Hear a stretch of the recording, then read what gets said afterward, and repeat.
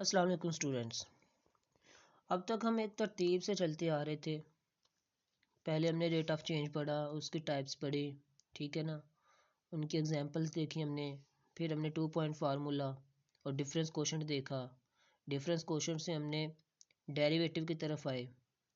अब हमारे पास टॉपिक है डिफरेंशिएशन। तो डेरिवेटिव फाइंड करने का जो प्रोसेस होता है उसको डिफरेंशिएशन कहते हैं, ठीक है जी। अगर आप लोग देखें तो जो हमने डिफरेंस कोशेंट पहले फाइंड किया है, फिर उस पर लिमिट अप्लाई की और उस वहाँ से हमने डेरिवेटिव फाइंड किया, जिसको हम डेरिवेटिव बाय फर्स्ट प्रिंसिपल या डेरिवेटिव बाय डेफिनेशन भी कहते हैं।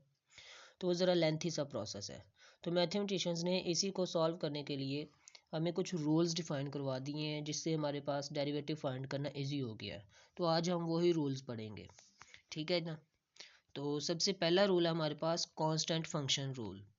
तो कहते हैं कि कोई भी रियल नंबर आपके पास कांस्टेंट है, चाहे 1 2 3 4 सो ऑन 0 या नेगेटिव नंबर्स हैं, कोई भी नंबर है, तो अगर वो अकेला है, कोई वेरिएबल नहीं है उसके साथ, तो उसका डेरिवेटिव ज़ीरो होगा, ठीक है जी। दूसरा रूल है जी, ये देखें जी, उसकी एग्जांपल लिखी हुई है साथ में। फिर दूसरा रूल है जी पावर रूल। कहता है कोई वेरिएबल है और उसकी पावर में कोई रियल नंबर है, वेरिएबल की पावर में रियल नंबर है, वेरिएबल की पावर में वेरिएबल नहीं है, उसका रूल कुछ अलहदा होता है और वो अभी आपके सिलेबस में भी नहीं है, ठीक है ना। तो अगर वेरिएबल की पावर में रियल नंबर है तो वो रियल नंबर जो होती पावर होती है वो स्टार्ट में आ जाती है और पावर से एक कम हो जाता है, ठीक है ना जी। ये पावर जो n है डेरिवेटिव में वो स्टार्ट पे आ गई और पावर से एक कम हो गया और ये इसका डेरिवेटिव आ गया। ओके, इसकी एग्जांपल देखिए। ये x की पावर में पाई था, पाई की वैल्यू कौन सी होती है हमारे पास 3.14 होती है अप्रॉक्सीमेटली। तो ये भी एक रियल नंबर है, ठीक है ना। तो ये पावर जो है वो स्टार्ट पे आ गई और पावर से एक कम हो गया। अब इसी तरह 1/x है, 1/x को हम लिख सकते हैं एक्स रेज टू पावर -1। अब उसका अगर डेरिवेटिव लें तो -1 स्टार्ट में आ जाएगा और -1 से एक लेस करके वो पावर बन जाएगी। अब आंसर आया जी -x रेज टू पावर -2। अब x की पावर -2 जो होती है उसको हम बटे में लिख सकते हैं 1/x²। तो ये हमारे पास डेरिवेटिव आ गया। इसी तरह इसकी थर्ड एग्जांपल है जी, पावर आ रही है 2/2, 2/3, वो स्टार्ट पे आ गई और पावर से एक कम करके हमने आंसर लिख दिया। इसी तरह हमारे पास स्क्वायर रूट वाला है, स्क्वायर रूट को हम लिख सकते हैं पावर 1/2, पावर स्टार्ट में पावर से एक लेस और आंसर आया x रेज टू पावर -1/2 और -1/2 बटे में जाकर पॉजिटिव 1/2 जो कि स्क्वायर रूट ही बन जाता है। तो इस तरह से हम इसके आंसर्स फाइंड कर सकते हैं इस रूल से। अब थर्ड है जी कांस्टेंट मल्टीपल रूल। पहला रूल था अकेला कांस्टेंट आया था, लेकिन तीसरे रूल में हमारे पास कांस्टेंट के साथ कोई फंक्शन आ रहा है। तो जब फंक्शन आएगा कोई, तो आप क्या करेंगे, कांस्टेंट को डेरिवेटिव के बाहर ले जाएंगे, कांस्टेंट के ऊपर डेरिवेटिव अप्लाई नहीं होगा, ठीक है जी। तो जो डेरिवेटिव होगा वो उस फंक्शन पर अप्लाई होगा और हमारे पास ये आंसर आ जाएगा। इसकी एग्जांपल देख लेते हैं। जैसे ये हमारे पास 4 × x³। अब x³ जो है वो एक फंक्शन है, ठीक है, क्यूबिक फंक्शन है ये। तो जो 4 है वो इसका कोफिशिएंट है, तो कोफिशिएंट चला गया बाहर डेरिवेटिव से, इस पर डेरिवेटिव अप्लाई नहीं हुआ, डेरिवेटिव हुआ अप्लाई x³ पर। अब x³ की जो पावर 3 है वो स्टार्ट पे आ गई, पावर से एक कम हो गया और इनको सॉल्व करके हमारे पास ये आंसर आ गया, ठीक है ना जी। ये पावर रूल का इस्तेमाल हुआ इधर। इसी तरह से ये एग्जांपल्स है, x² बटे में आई, ये 8 जो है वो इसका कोफिशिएंट बन जाएगा, 8 बाहर चला गया डेरिवेटिव से और x² को हमने लिखा है 1/x² को लिखा है x रेज टू पावर -2।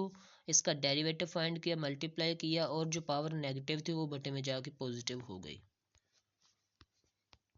4 वाला भी इसी तरह है, -x रेज टू पावर 8 है, तो माइनस जो है वो डेरिवेटिव से बाहर चली जाएगी -1 और x रेज टू पावर 8 का जो डेरिवेटिव आएगा वो 8x रेज टू पावर 7 आ जाएगा, यानी पावर स्टार्ट में और पावर से एक लेस और -1 साथ में मल्टीप्लाई होगा और ये आंसर आ गया, ठीक है जी। चौथा रूल है जी सम और डिफरेंस ऑफ ए फंक्शंस। कहते हैं दो फंक्शंस हैं f एंड g, वो दोनों डिफरेंशिएबल हैं। अगर वो दोनों डिफरेंशिएबल हैं तो उनका सम भी डिफरेंशिएबल होगा और उनका जो डिफरेंस है वो भी डिफरेंशिएबल होगा। अब दो फंक्शंस जमा हो रहे हैं ब्रैकेट में और उन दोनों पर इकट्ठा डेरिवेटिव अप्लाई हो रहा है, तो ये ज़रा लेंथी प्रोसेस हो जाता है। इसको आसान किया तो उन्होंने कहा कि आप दोनों का अलग अलग डेरिवेटिव मालूम करें और उनको जमा कर दें अगर जमा हो रहे हैं तो, और अगर माइनस हो रहे हैं तो माइनस कर दें। ठीक है जी, ये इस रूल ने डेरिवेटिव जो सम और डिफरेंस के डेरिवेटिव्स हैं उनको आसान बना दिया है। ठीक है जी, अब इसकी एग्जांपल देखें। अब इन दोनों का डेरिवेटिव हमने फाइंड करना था, तो दोनों का अलग अलग डेरिवेटिव हो जाएगा। ये एक्स रेज़्ड टू पावर 5 का डेरिवेटिव पावर स्टार्ट में पावर से एक less, X raised to power -3 का डेरिवेटिव पावर स्टार्ट में पावर से एक लेस। अब इनको सॉल्व करके ये हमारे पास डेरिवेटिव आ गया। ठीक है जी, पावर रूल है ना, अभी तक हमने पावर रूल पढ़ा मेन। अब आ गया प्रोडक्ट रूल। प्रोडक्ट रूल में आपके पास अगर एफ और जी दो डिफरेंशिएबल फंक्शंस हैं तो उनका जो प्रोडक्ट होगा एफ डॉट जी या एफ मल्टीप्लाई जी, जो भी आप लिखना चाहते हैं, तो वो भी डिफरेंशिएबल होगा। और उसका हम डेरिवेटिव कैसे फाइंड करेंगे? अब अगर कोई ऐसे फंक्शंस आ जाते हैं जिनको आप मल्टीप्लाई करें तो वो फंक्शन बहुत बड़ा बन जाता है, तो उस पर आप प्रोडक्ट रूल बड़ी मुश्किल से लगा सकेंगे। तो उसके लिए उन्होंने क्या लगाया, प्रोडक्ट पावर रूल मुश्किल से लगा सकेंगे, तो उसके लिए उन्होंने प्रोडक्ट रूल डिफाइन किया कि आप क्या करेंगे, पहला फंक्शन जो होगा वो वैसे का वैसा ही आ जाएगा, दूसरे वाले फंक्शन का डेरिवेटिव, फिर प्लस दूसरा फंक्शन वैसे का वैसा पहले फंक्शन का डेरिवेटिव। ठीक है ना जी, तो ये इस तरह से ये डिफाइन करवाया गया। इसकी हम एग्जांपल देखते हैं। ये देखें जी, दोनों प्रोडक्ट हो रहे हैं, अब इनका डेरिवेटिव लेंगे। ये पहला फंक्शन आ रहा है, ये वाली ब्रैकेट, ये वैसे का वैसे ही आ गया। ये दूसरा फंक्शन है, इसका डेरिवेटिव आ गया। अब प्लस फिर ये दूसरा फंक्शन वैसे का वैसा लिख दिया हमने, और ये पहले फंक्शन का डेरिवेटिव आ गया। अब ये डेरिवेटिव आप पावर रूल से फाइंड कर सकते हैं। प्रोडक्ट रूल तो आपने डिफाइन करवा दिया यहाँ तक, अब आगे इससे पावर रूल चल सकता है। जैसे हमने एक्स क्यूब का डेरिवेटिव फाइंड किया तो वो 3x² आ गया, और ये 3 कांस्टेंट है तो उसका डेरिवेटिव 0, चाहे ऐड करें चाहे ना करें आंसर तो 3x² आएगा। इसी तरह आप यहाँ पर x² का डेरिवेटिव आएगा 2x, और 1 चूंकि कांस्टेंट है तो इसका डेरिवेटिव आ जाएगा 0, तो 2x + 0 आंसर 2x ही आता है, तो वो ये लिख दिया जी। ठीक है जी, अब आपने क्या करना है, 3x² को x² + 1 से मल्टीप्लाई करना है, 2x को x³ + 3 से मल्टीप्लाई करना है, और आपके पास ये एक्सप्रेशन आ जाएगी आपके पास। अब यहाँ पर इस एक्सप्रेशन में जो सेम पावर्स वाली वैल्यूज़ हैं उनको आप क्या करेंगे, ऐड कर देंगे, और बाकियों को वैसे लिख देंगे, तो ये डेरिवेटिव आ गया। This particular product can be differentiated as well by multiplying out the original expression for y। अब कहते हैं कि ये जो प्रोडक्ट वाला है ना, इसको आप सिंपली पावर रूल से भी कर सकते हैं। कैसे? इनको आप मल्टीप्लाई करवाएं, x² इंटू x³ वो आ जाएगा x⁵, और 3 से मल्टीप्लाई करवाया तो ये आ गया 3x², फिर हमारे पास प्लस x³ और प्लस 3, इनको मल्टीप्लाई करवा के हमारे पास ये वाला फंक्शन बन रहा है। ठीक है ना, अब इसका आप पावर रूल से डायरेक्ट डेरिवेटिव भी फाइंड कर सकते हैं। लास्ट पर जो लाइन लिखी है वो ये लिखी है। ठीक है ना, ये वाली जो लाइंस लिखी हैं वो ये लिखी हैं। जैसे ये देखें, उन्होंने ये सॉल्व किया पावर रूल से, हर टर्म का अलग-अलग डेरिवेटिव फाइंड किया, और हमारे पास फिर भी वही आंसर आ रहा है। अब लास्ट 6 वाला रूल है जी, कोशेंट रूल।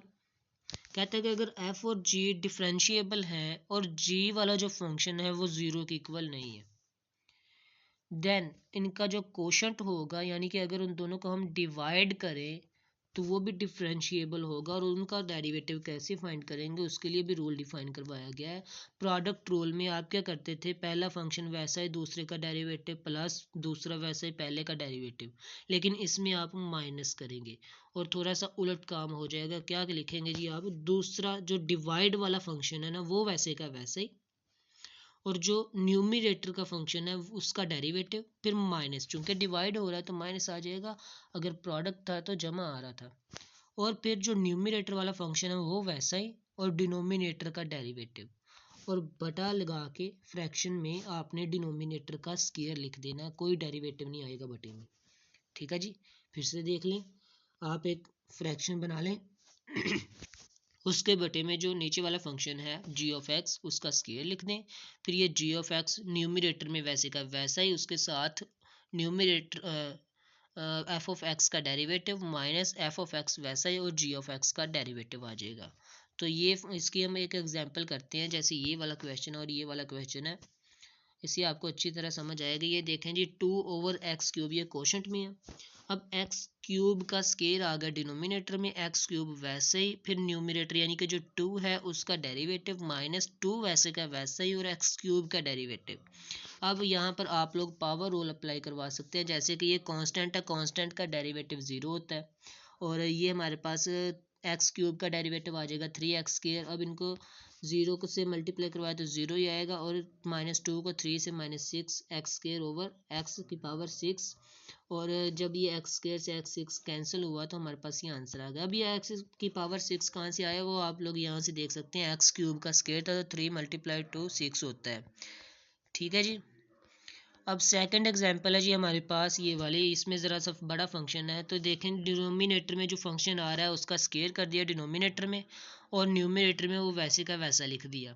उसके साथ हमने 3x² - 1 का डेरिवेटिव फाइंड करना है, फिर माइनस लिखेंगे, फिर हमने 3x² - 1 वैसे लिख दिया और ये जो डिनोमिनेटर में फंक्शन आ रहा था 1 - x² उसका डेरिवेटिव आ जाएगा। ठीक है जी। अब देखें इसका डेरिवेटिव आया तो 3 तो चूंकि कांस्टेंट था, कोफिशिएंट था, तो वो डेरिवेटिव के बाहर चला गया इस तरह से 3 derivative d/d of x x² ऐसे और माइनस डेरिवेटिव ऑफ 1। ठीक है जी।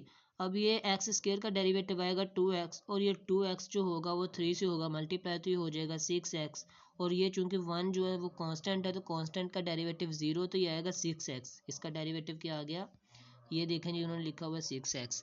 इसी तरह से इसका डेरिवेटिव आएगा x² का 2x और ये साथ में माइनस है और ये कांस्टेंट 1 है, इसका डेरिवेटिव 0 तो 0 - 2x = -2x। अब इनको आपने सिंपली मल्टीप्लाई करवाना है, जो कैंसिल होते हैं उनको कैंसिल करना है, जो ऐड होते हैं उनको ऐड करना है। ये देखें 6x³ से 6x³ कैंसिल है, 6x में से 2x निकाले 4x और ये आपका डेरिवेटिव आ गया।